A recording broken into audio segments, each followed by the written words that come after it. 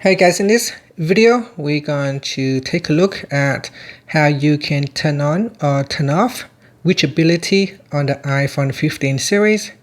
First, let's go back to the home screen by swiping up at the bottom of the screen. From the home screen, tap on Settings. Then in Settings, we scroll down and tap on Accessibility. Next, tap on Touch.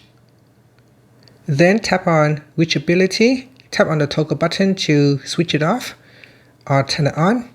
Now once it is turned on, it says that swipe down at the bottom edge of the screen to bring down the top into reach. So here, if you're holding your phone like this and you want to bring the top down, you can just swipe down and this will bring the top part of the screen down towards the center of the screen.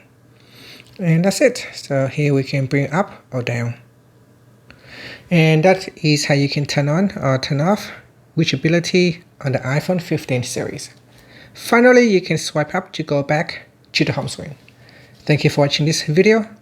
Please like and subscribe to my channel for more videos.